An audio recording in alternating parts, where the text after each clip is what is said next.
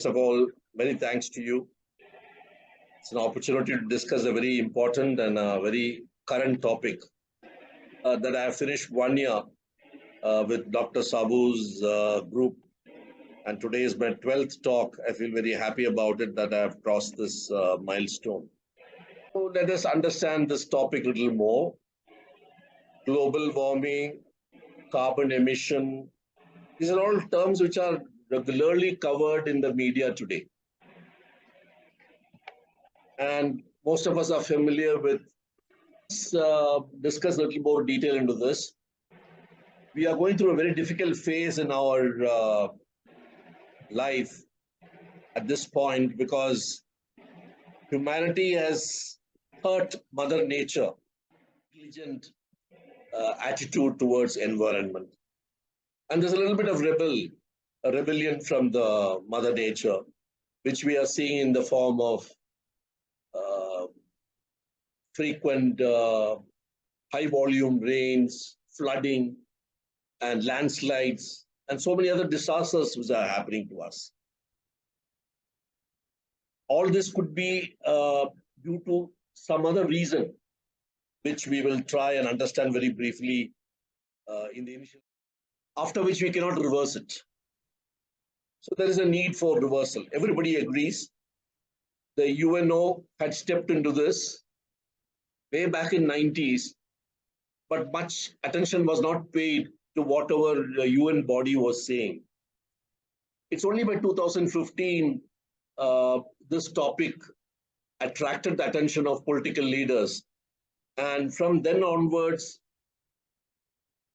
every country has taken a step forward to bring in control of carbon emissions. In my title, I said carbon control, but actually it is carbon emission control. I said carbon control.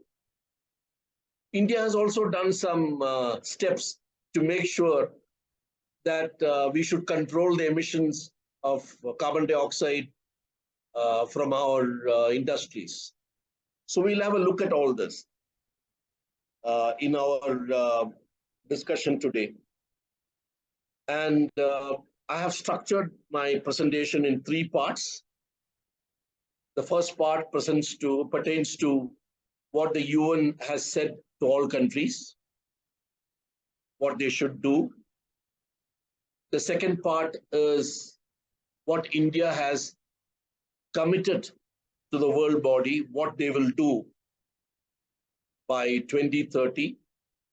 And the third part is pertaining to India's action plan to achieve this. So I will go through this presentation. I will upload my PPT now to you.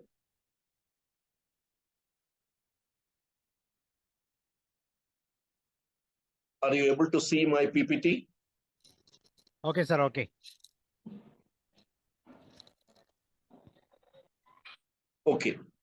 So we have got an 8-pronged action plan, and I will come to it. That's the third part, but let me quickly go through the first part and second part. But before that, a short introduction, which I think is very important to each one of you.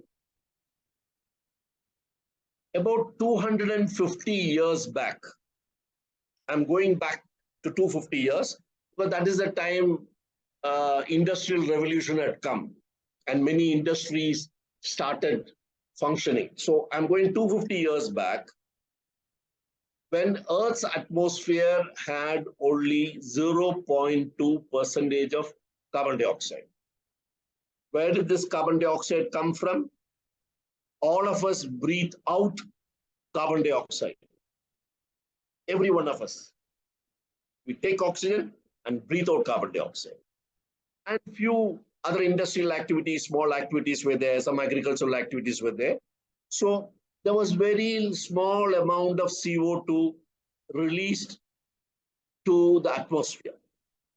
And a lot of it was absorbed by trees and vegetation. You know, trees and vegetation take carbon dioxide for photosynthesis, and that's how they are able to grow. Now, I give a small bit of data there, which may be of interest to you. Every person like you and me exhales 4 tons of carbon dioxide every year. So there's a sizable amount of carbon dioxide released by human activity.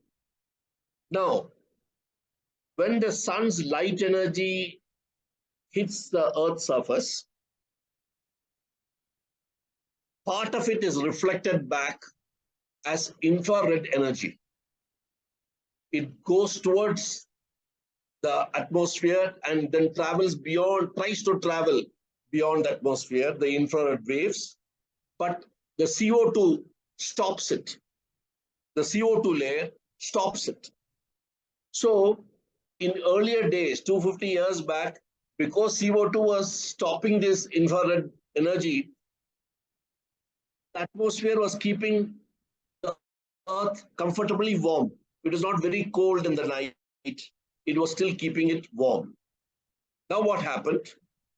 When nature's design was only 0.2 percentage, when percentage is low, the atmosphere is a livable temperature. That's how the nature works. You do require CO2.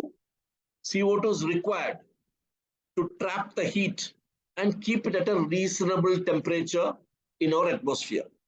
But what happened in the last many decades, especially the last 20, 30 years, when industrial activity was enhancing, was increasing in all countries, the carbon dioxide percentage went up because we are burning coal, we are burning petrol, we are burning diesel, so many fuels we are burning, and carbon dioxide release, carbon dioxide emission was higher, much higher than what will keep the atmosphere at a comfortable temperature. So again, the same principle, you release a lot of carbon dioxide, sun's energy got reflected back as infrared, but since carbon dioxide is more, it trapped more heat. Earlier it was less, it trapped less heat. Now it is trapping more heat in our atmosphere, and atmosphere has become warmer. This increase in temperature is called global warming. So global, it is taking all over the world because atmosphere carbon dioxide percentage is increased and it is trapping the heat, which was not doing to this extent earlier. So now global warming has led to more heat in the atmosphere, ice is melting, ocean levels are going up, erratic monsoon, and so many things which are happening, which we call today as climate change. So the essential part to this climate change is too much of carbon dioxide being released by industrial activity. Of course, humanity, all the population is also breathing out carbon dioxide, but that's not so much. So much of carbon dioxide is being released by coal, petrol, diesel being burned. That's why the global warming, and rest everything is following. So the reason, primary reason is carbon dioxide emission has to be controlled. Now, I should just clarify to you, it is not only carbon dioxide, it's got carbon monoxide and certain other greenhouse gases. So I'm not going into that detail, but the predominant component is carbon dioxide. Average temperature has gone up by 1.1 degree as of last year, since quite many years. Now, if countries don't control their carbon emission, 1.1 will become 1.2, 1.3, 1.4, it will keep going up, and you will have more and more problem. So there is a need to do this control. So UN stepped in and then said, let us do all this together. Nobody listened to UN for quite some time because they had different views. It was affecting their industrialization. It was affecting their GDP. Now there is consensus and all countries have agreed, about 165 countries have agreed. India has also agreed. Everybody has set a target. India has also set a target. So we are going to see that how is India going to meet this target. So before that, what was UN trying to say? UN is saying, let us make an action plan, and it started in 1992. You see this graph. In 1992, there was a very famous UN meeting in Rio. It's called the Rio Summit, when the temperature had already come to very close to 0.45 degrees. At the time itself, they said, this is going higher and higher. Let us do something. And they said, let us form a committee. So they formed the UNFCCC committee. And then they also had a committee called Committee of Parties called COP. You will keep seeing in the paper COP 5, COP 6, which takes place, the meeting takes place every year. How to prevent risk to India, to Earth's environment. And the first meeting was held in 1995 in Germany, followed by regular meetings. The most important meeting took place in 2015 when the temperature had reached 0.9, almost 1. So when the temperature reached almost 1 degree above normal, this is the average temperature of the world. So some countries will have more, some countries will have less. So when it reached almost 1, then a lot of serious discussions took place, major decisions were taken, and that is called the Paris Agreement, which is COP21. So in COP21, the situation was what I'm showing now. I'll spend a minute on the graph. Can you see this graph? China's emission is going up. The highest is China. India is also going up, but it's only till 3 billion tons. But China is very close to 10. Then there is US, almost now reducing. The European Union is also reducing. So what had happened in this Paris Agreement, it was a binding agreement to 193 countries plus EU. And the CO2 emissions, which had increased from 23 gigatons. This giga and billion are same. So you just let us stick to gigatons. Gigatons, CO2 1990 had become 36 in 2015. There's a small subscript there, letter E, which means CO2's emission is corrected for other gases based on their atomic weight. So that's only a technicality. Let us leave that aside. And the maximum contribution was China, followed by India. And countries had evolved their plans. CO2 was almost 75% of the greenhouse gases. UN was prepared to fund those developing countries which had to bring new control. And they said, let us review the results after 5 years. After 5 years, they said they'll review the results, especially one parameter. And that's a very interesting parameter. Many of you are engineers in this audience. There is something called emission intensity. If your GDP is, for example, $1 trillion, and your carbon dioxide emission is so many tons, then it is so many tons per $1,000 of GDP. That means it gives an indication to you how active is your economy on an industrial front or agricultural front. So it is based on that parameter that they said we'll review it after 5 years. Now what had happened? The scientists started working on it. And there's a very interesting graph which I'm showing you on the left. What is pink in color is if there is no control by anybody. If nobody controls their carbon emission, it will be in the pink region. And it will be anything from 4.1 to 4.8 degrees. It will be disastrous. But if you follow Paris Agreement, it will be the orange one. Starts slowly coming down, but it will be still between 2.5 and 2.9. But if you meet all the pledged commitments of each country, people have pledged more than what they should be doing. But if everybody meets all the pledged commitments, then it will be this blue line, 2.1. And if you want to go even below that, then you have to do much more than what you're committed. So this is an indication of how serious is the issue. And the only way to reverse a situation of disasters and save the world is by reducing carbon emission. Just give an example. This is a graph which I showed earlier. India is number 3 in the total emission as of now. But per capita, if you look at it, India is well below many other countries. So in 2020, As I told you, India is third place with 2.9. Just remember this number, 2.9 billion tons. Billion and giga same. So don't worry about it. And India is accounting for 7% of world's emission with 17% population. So we got a lot of people. Our population is very high, the most populous country in the world now with 140 crores people. But we only produce 7% of world's emission. Per capita, obviously highest in USA, Russia, China, etc. India is in 8th place and much lower than the world average of 6.5. We are only 2.3 tons per individual. But India has said it will meet its commitment declared in COP21. So now I finished part 1. I'm going to part 2 to tell you what did India commit in Paris Agreement. Let's look at it.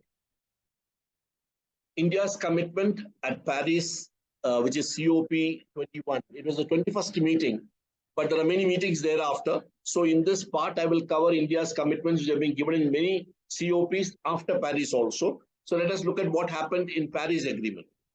In Paris Agreement, India said 40% of electricity generation in India will be non-fossil based energy. That means we will not account for coal, petrol, diesel. We can produce 60%, but 40% will come from other than non-fossil, maybe solar, maybe hydro, maybe biofuel, maybe wind energy. And in India, we include nuclear also, nuclear, etc. So that is the first commitment we gave. The second commitment it gave was, you remember what I told you about emission intensity? So emission intensity of 2005 was taken as a reference for all countries. India said we will reduce that emission intensity of 2005 by almost 1/3, 33 to 35%. Second commitment. And third commitment, we said we will absorb 2.5 to 3 gigatons or billion tons of carbon dioxide by additional forest and tree cover. These are the 3 commitments which India gave in COP21 in Paris. Same thing which I have written here. So let us go through the action plan. Points were called for each country nationally determined contribution. So India said these 3 we will meet by 2030. What happened? Few years later, the next COP, major COP, where Prime Minister attended, was COP26 in 2021. That is 6 years later. Now India said instead of 3, I will achieve 5. Okay, so let us look at it. What are the details? First, they said, this was the meeting where our Prime Minister attended, and he had announced some additional targets. First, he said instead of 40%, I will achieve 50% non-fossil. Earlier, I had said 40% Paris. Now I'm saying 50%. That means one step further. Second, we will generate 500 gigawatts of energy from non-fossil. That is solar, wind, hydro, bio, nuclear, etc. Just for information of many people, 500 gigawatts is enough to feed India's entire electricity today. As of today, it is enough.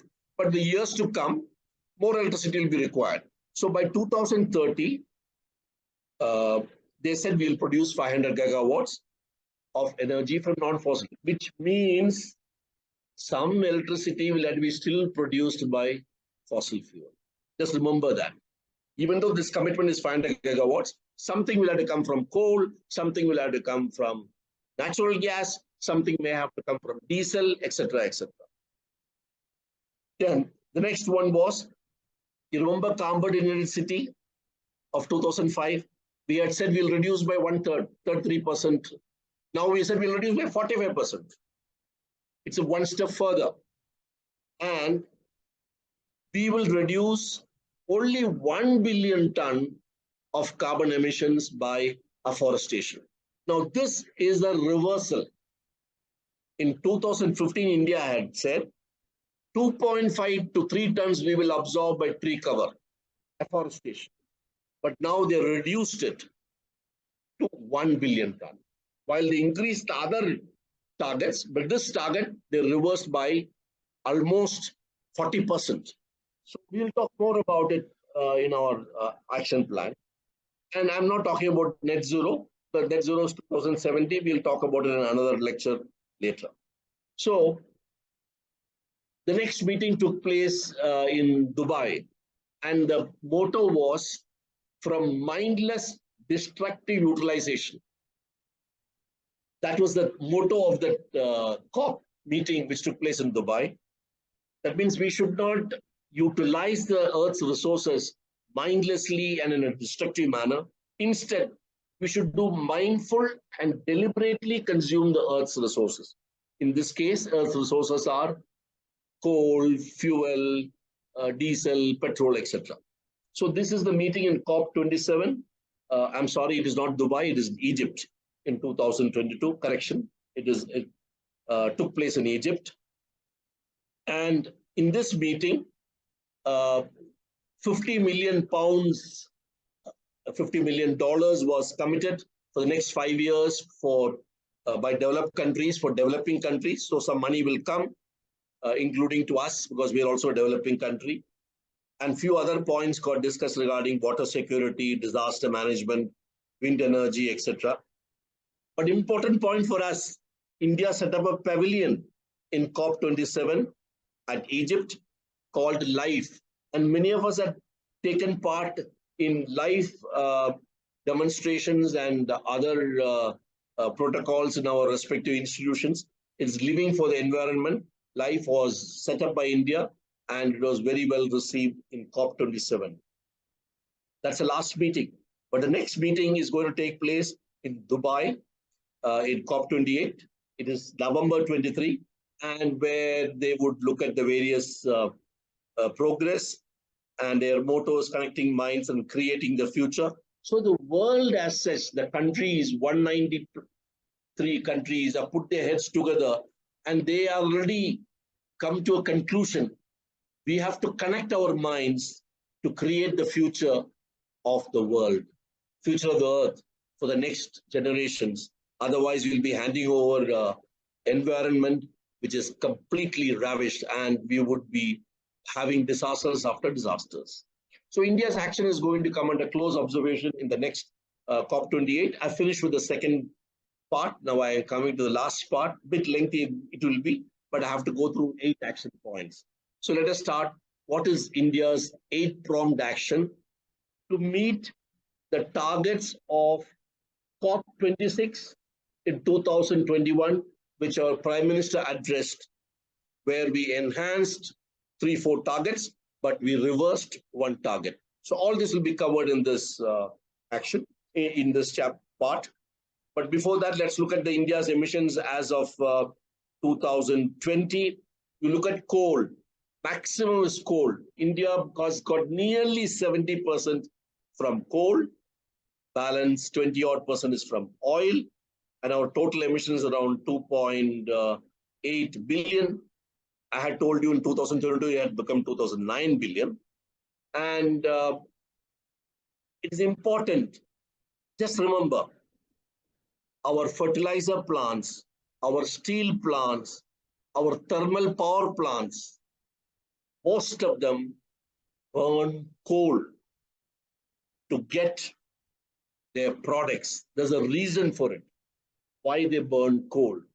They can work in natural gas also, but they need to burn coal for some process to happen in their factory. We'll touch upon it a little later.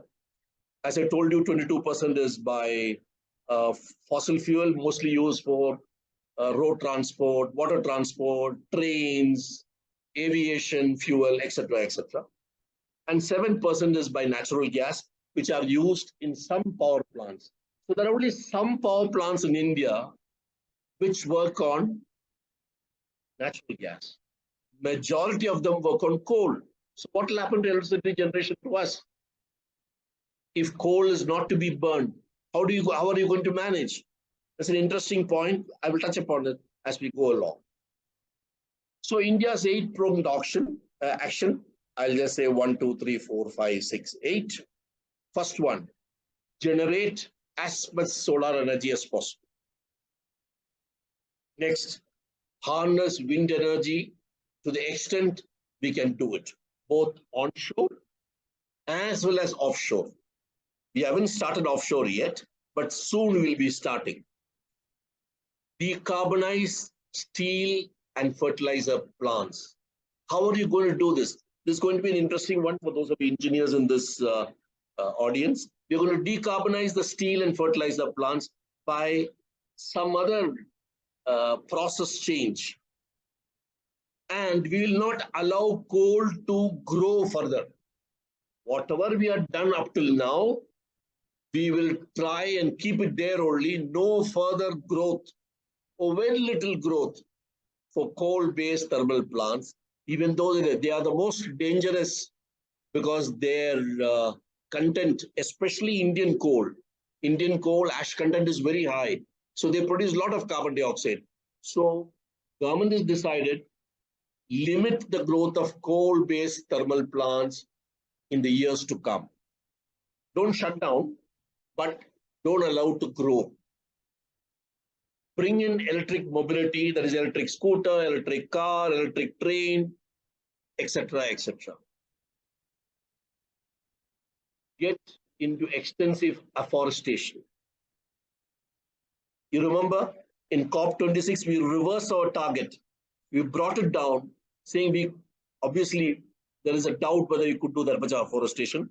When you come to this action plan, we will discuss that. Change your lifestyle. Some interesting points have come, and I will touch upon that when I open that slide. And bring in some new laws, etc., so that the change which will come in the environment is addressed to by legal terms. At the same time, we'll allow our economy to grow. Without disturbing economy growth, we should bring in all this changes in our energy sector, in our transportation sector, bring in changes to your lifestyle for each citizen, etc. So let me go through each one of them. First is generate solar energy. We want to achieve nearly 280 gigawatts of solar energy, but we are only at 73 now.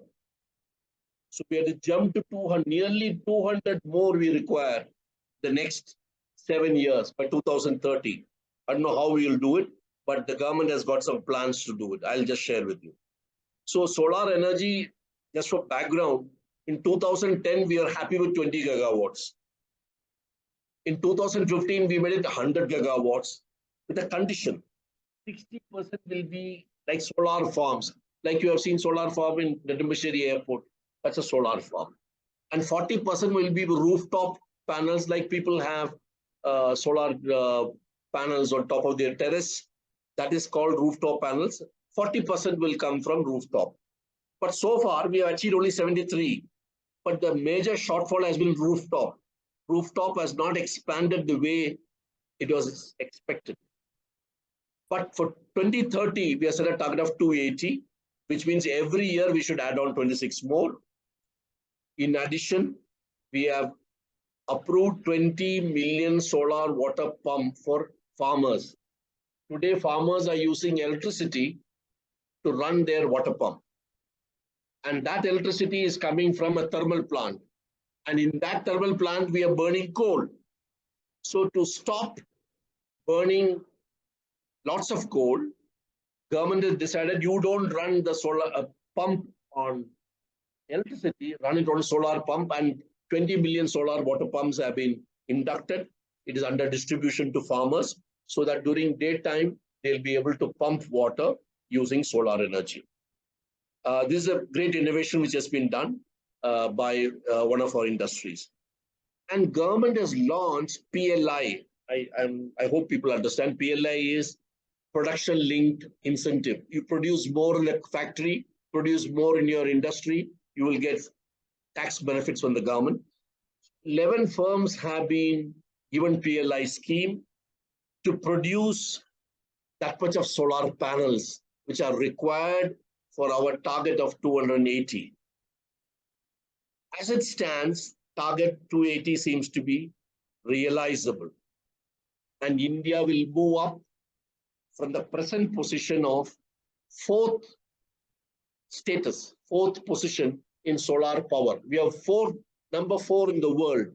It is expected to go up when we achieve 280. So as far as generation of solar energy is concerned, I think we will achieve the target by 2030, 280 gigawatts.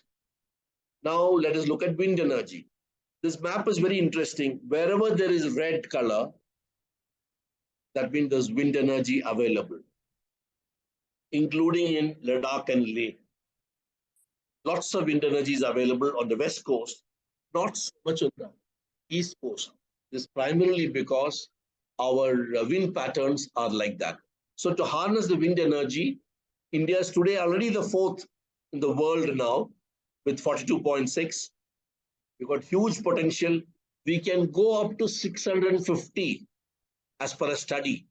As per the study of NIWE, National Institute of Wind Energy, they said we can produce 650, but there's a catch. The wind turbine has to be 120 meters high, which is too much of a height for wind turbines to be installed. They'll be very expensive. It'll be a capital-intensive project, and it will have also a lot of difficulties in installation, erection, etc.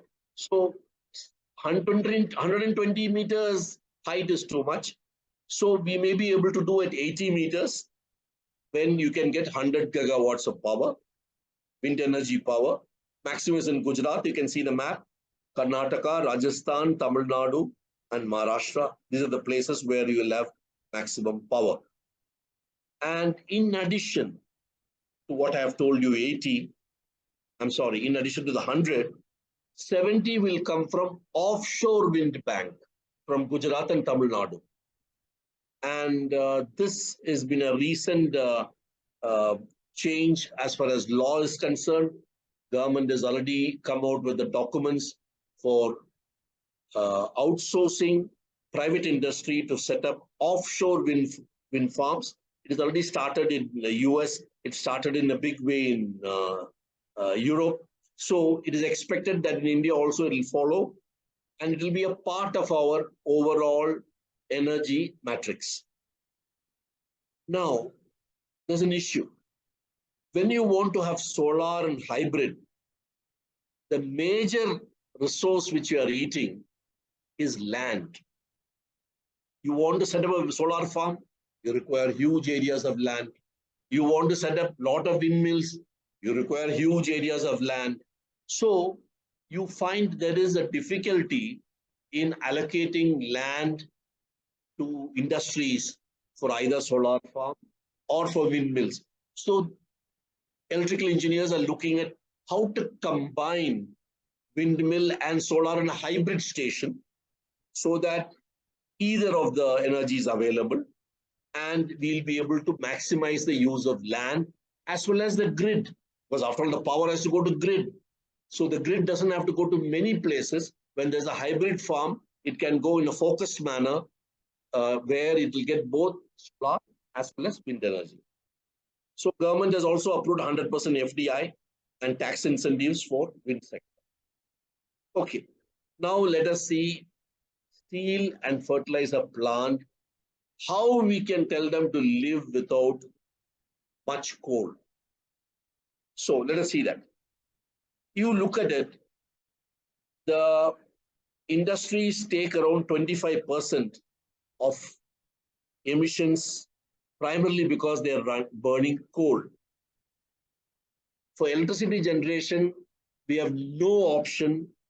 We have no option but to burn coal. Solar will come, wind energy will come, but coal cannot go away. Just remember, coal cannot go away from thermal generation of electrical power. You still require them. But industries which are taking coal, especially steel, fertilizer, cement, that can be controlled by a new process. I'm going to speak about it now. You decarbonize the refineries and fertilizer and steel plants with green hydrogen. I'll tell you why this is an interesting concept. Refinery requires hydrogen supplied to it. Somebody has to bring hydrogen to the refinery. Similarly for fertilizer, to make ammonia first. Similarly for steel, hydrogen has to come. So either hydrogen will come through a pipeline, or it will come through bottles, or these factories will produce their own hydrogen, which is what they are doing now. They are burning coal, allowing steam to pass over it, and producing hydrogen. So hydrogen they get, no doubt, but a lot of carbon dioxide is released to the atmosphere. So if hydrogen can be given to these industries without allowing them to burn coal to generate hydrogen, then we can reduce carbon emission from refinery, fertilizer, and steel plants. That is the plan. Now, where to get the hydrogen from? Because hydrogen is required in the refinery for desulfurization of the petrol and diesel. For reducing the steel, you require hydrogen. For ammonia, you require hydrogen. So what you do is, you get this hydrogen from somewhere else by another process called electrolysis, which many of you would have done in physics lab. Split water into hydrogen and oxygen.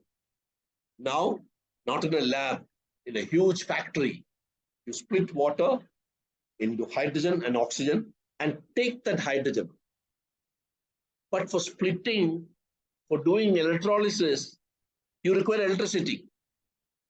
So that electricity you take from a solar farm or from a wind farm, and that is how you give the name to that hydrogen called green hydrogen. It is hydrogen only, but it gets a green name because it is not doing electricity from conventional sources. What is conventional sources? Thermal power plant burning some more coal for giving electricity. Don't take that. Take from a new solar farm, wind farm, or some biofuel run farm, etc., and use that electricity to do the electrolysis to give hydrogen. Now it gets a name, green hydrogen. So if this is done, we will save a lot of coal being burned in refinery, fertilizer, and steel plant, and is expected that we will curb our carbon emission by 30% of the target. Our target is 1 billion ton. 0.3 billion ton will be able to offset by giving green hydrogen.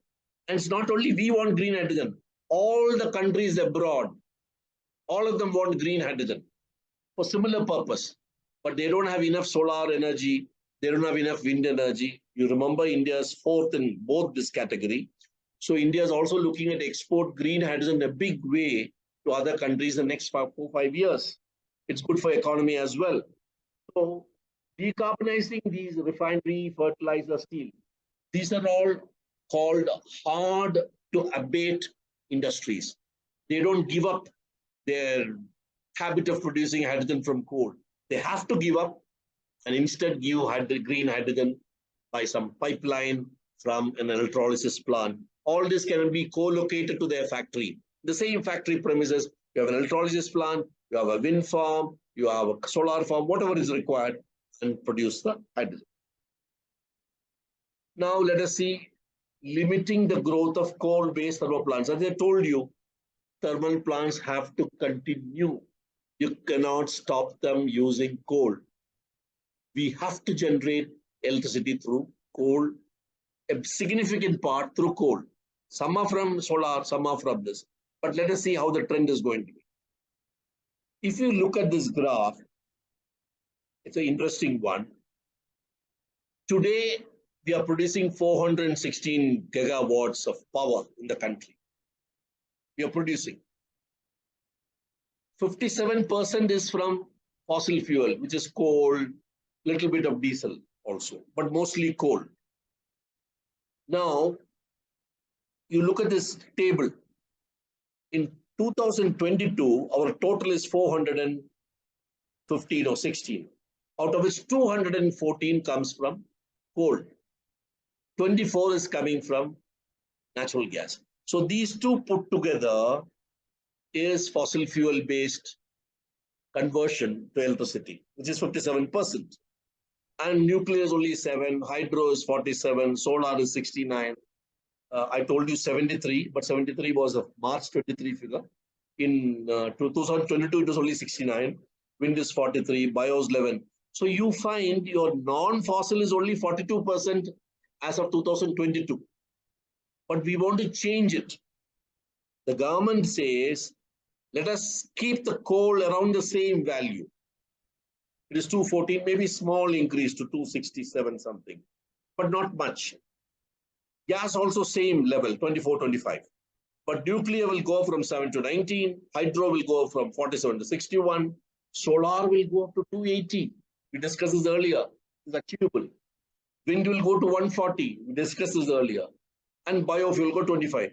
So by 2030, we will have 65% non-fossil and 35% fossil. Look at this. Today it is 57 coal plus natural gas versus non-fossil 42. It will reverse to 65-35.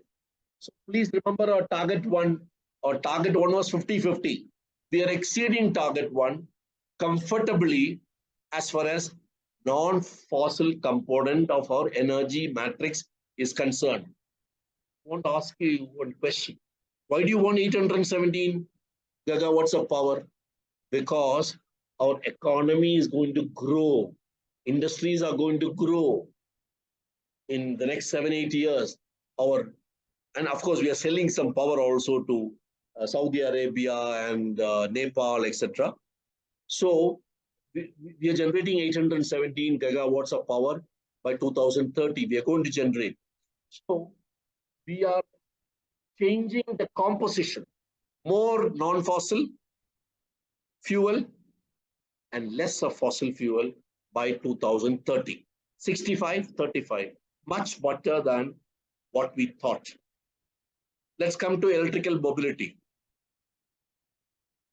Electrical mobility today is causing about 20% of pollution, 20% of carbon emission. We are at this point. If you don't do anything, it will keep on increasing. Emission will keep on increasing further, like this blue line. We are around 330 million tons now. You remember India's 2.8 billion tons, out of which 0.3, that is 300 million, is on transports. If you don't do any control, it'll keep on rising to more than 1.1 billion. But if you do some urban planning, wider roads, less traffic stopping at traffic light, more flyovers, and wider roads, people are able to travel faster, then you'll be able to bring down to the red line. Now, if people are shifting from private transport to public transport, provided the public transport is of good quality, if people are shifting or people are combining metro plus boat service plus last to some cycling, if they're going to do it, these are called model shift. If they're going to do it, it'll come to the orange line. If you're going to increase efficiency of our transports, I will touch upon it in the slide a little later, then it'll become yellow line. But if you go electric vehicle, then it will drop down to this light green color. And if you bring in alternative fuel, then we will be able to get the dark green line. So we'll be able to bring it down very close to, it's showing 0 here, but it's not exactly possible 0. But there are many steps to be done to reduce carbon emission by transports. So let's quickly go through it. Basically, you can have hydrogen run vehicles or electric run vehicles or trains or inland vessels. Today, I told you it's about 300 million, that is 0.3 billion. Electric vehicles. In India, today there are 14 lakhs vehicles, a little over 14. December 22, it's 14, it may be around 20 now. Every month, 1.5 lakh EVs are added. But our total vehicles in India is 36 crores. So if you want to capture their vehicle population by electric vehicle, it will take us many, many years. So it is not possible to bring electric vehicles in a big way across the entire spectrum of transportation because the numbers involved.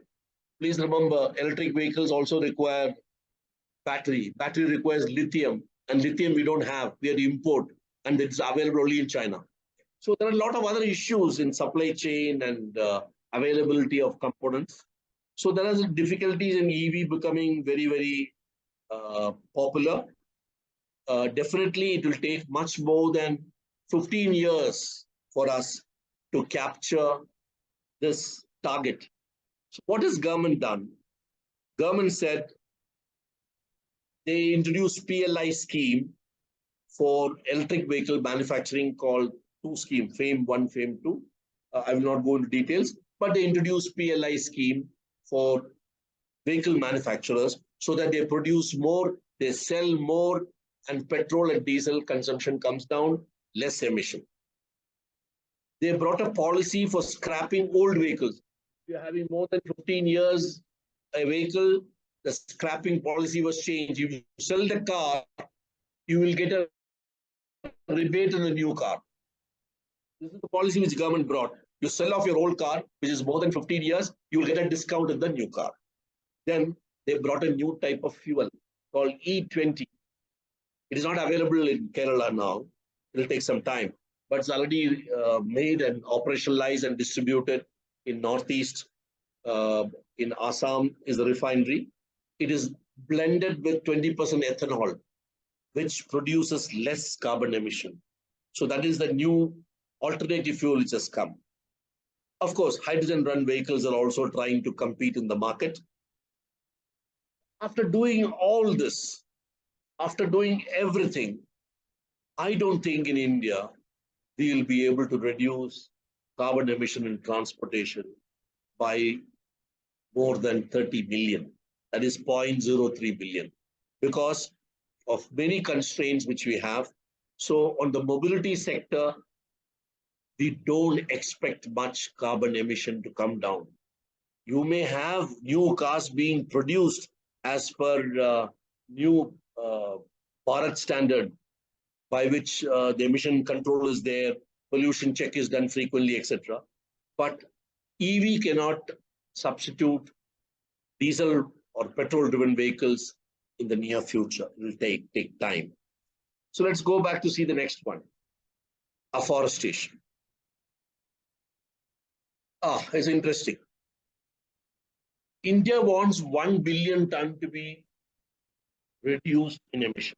I told you this target in 2021, Prime Minister's announced in Glasgow in COP26, out of which green hydrogen will take 0.3. So 0.3 is taken care of. And little bit by transportation, 0.03. But still you have balance of 0.67 billion tons, which we have to observe. Now I'm going to give you some statistics which may be of interest to you. 50 trees are required to absorb 1 ton of carbon dioxide.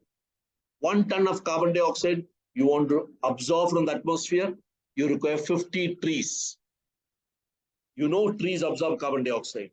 So if you want to absorb 0.067 billion tons, you require 3,350 crores trees to be planted the next 7 years or 8 years. 3,350 crores. That means every Indian citizen has to at least plant about 25 to 30 trees in the next 8 years. It's a very, very tall requirement. So if you're thinking of 3,350 the next 8 years, every year you plant 420. India's population is 140. So every person has to plant 3 trees every year. Then only we can catch up. Then there is something called mangrove forest, which are in the water bodies, which absorb higher level of carbon dioxide, much more than normal trees. They have to be protected. Of late, there has been some concern that they are being denuded. So that also has to be protected. But one doesn't have to, it is that the government is taking care of mangrove forest, but plantation of trees has to be done by citizens at the panchayat level, at the district level, state level, etc. Like that, it has to happen. Therefore, this requirement of absorbing 1 billion ton by green hydrogen and trees is a target which is very, very difficult for us to achieve. One has to very closely see how many trees we plant, because in 2022, you planted only 215 crore. And scientists and analysts are questioning this number also, that apart. So there is a difficulty in achieving this target. So our final absorption by reduction in absorption may fall short due to afforestation and green hydrogen. We'll have to see this. But as citizens, we have to make sure that this is an important activity which we'll have to make sure in schools, colleges, institutions, offices, panchayats, and corporations everywhere, we'll have to give a lot of importance for tree plantation. So let's see the next one. That is changing lifestyle. So we have to change our lifestyle for aiming at mindful, deliberate utilization. We have to stop. I'm sorry. Mindful, deliberate utilization has to be done instead of mindless and destructive consumption. This is what the Lifestyle for Environment Life program is about. It's the seeking a change, individual and community behavior. Behavioral changes cannot happen immediately and take time. So this has to be worked at. A few things are being recommended as a part of this program. First, stop this culture of throwaway, be it your clothes, be it your domestic items, be it your electronic goods, be it your other items, wooden items, this or etc., or any other plastic item. Transit from throwaway to reduce, reuse, and recycle, which is called circular economy, which has to be done. So we have to think. So if you don't want a set of clothes, you outgrown them, they become too old, don't throw it away into the garbage. Hand it over. There are agencies which will take this and reuse them in whatever manner they want to do. So you make sure that you're enabling recycling of resources without having to demand fresh resources from nature. Conserve water and electricity.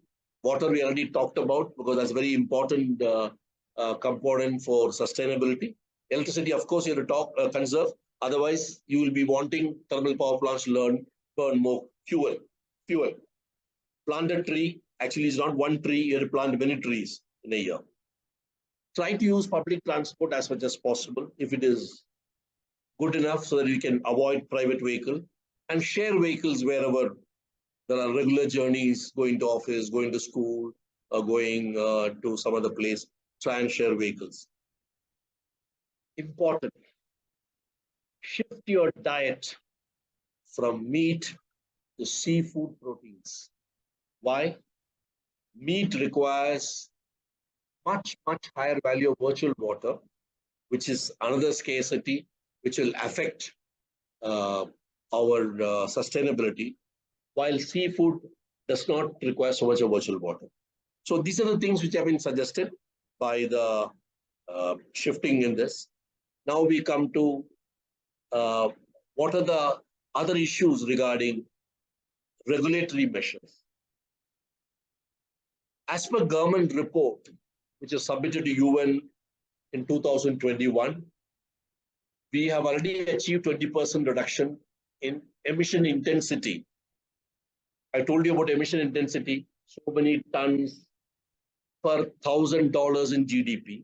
We have already achieved 24% because our economy has gone up and emissions not gone up so much. So that brings down your emission intensity.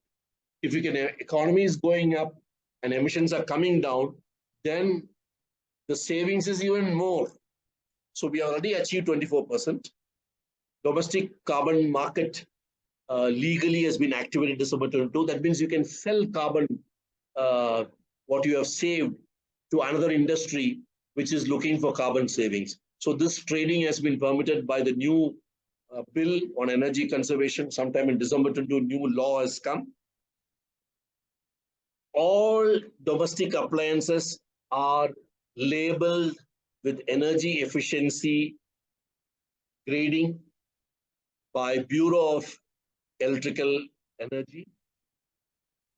A is the highest and G is the lowest. So when you buy a fridge or a washing machine or a microwave or some other appliances, please look at this grading which has been put, whether it's A, B, C, whatever it is. A has got the highest efficiency. Vehicles are all following Bharat standards BS6 now, so that they don't pollute much.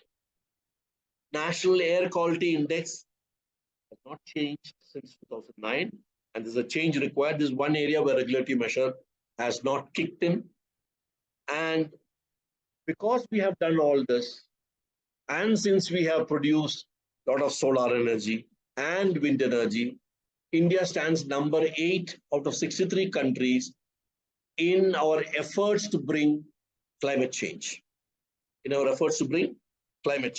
So that is a very good step which we have taken. So we have seen these 8 steps. The area which is worrying is electric mobility will not kick in as fast as we think. Afforestation will not produce high absorption, targets cannot be achieved, and regulatory measures require to be changed for air quality index. Otherwise, things are looking positive. So let us look at,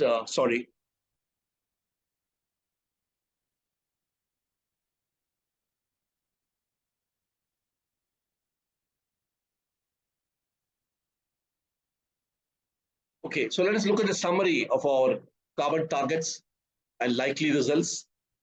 We had 4 targets in COP26: ratio, fossil to non-fossil, capacity not less than 500, absorption by 1 million ton, and emission intensity. Let's look at the results. 60-40 is what we said in COP21. We made it 50-50 in COP26, but we are going to achieve 65-35, which is very good. Non-fossil capacity, we are going to exceed 500 to 525. 1 billion ton absorption, I think this is going to fall short. I have said 10%, but it could be more. But this is something which has to be watched very closely, what happens by 2030. And lastly, emission intensity, we said 33 to 35, 1/3. Then we said 45. We already achieved 24, so this seems to be achievable. Overall, if you look at it, except for target number 3 pertaining to afforestation, we are going to have a fairly good compliance to the targets which we have set for our carbon emission control. And I'm sure our present ranking of 8 in the world for this control factor will further improve when we come closer to 2030. So in the conclusions, India announced it in 2030 during Paris and then changed in Glasgow, some increase and some decreased. I told you 50-50 has been achieved, much more than that, 65-35. 400 gigawatts achieved, more than that. Green hydrogen is expected. I want to tell you, green hydrogen, the first plant has been set up in Leh, Ladakh, 1 month back. And electrolysis plant has been set up and they've started making green hydrogen for their whatever industries which are there. But there are not any steel plants or fertilizer plants there. And this electrolysis plant which has been set up, it has to be done by industry in a big manner, the mega manner, in many other states and many other cities. But they are to tackle steel, fertilizer, cement, very difficult, and as well as transportation. So these are the difficult sectors which green hydrogen has to penetrate and make sure they're able to reduce emission. Steel, fertilizer, cement seems to be fairly under control from at least economist point of view. Mobility is going to be a bit of a problem. It will take some time. 45% is going to be reduced, as I already talked about, but afforestation is going to be falling short. I said 10%, it could be even more later. So the period from 2023 to 2030 is a testing time for the world, more specifically for India and our citizens, as it's a time for us to demonstrate our resilience and commitment to save the world. We have almost reached the tipping point on global warming. We have to reverse it. Everyone has to do it. So all of us need to do it. And our government's 8 action plan I've already highlighted to you. And each one has got a role, a lifestyle, some changes are there. Some requirements are there regarding our mobility, how to control carbon emission, as well as how we can conserve as individual citizens on electricity and water. With this, I come to conclusion. Thank you very much.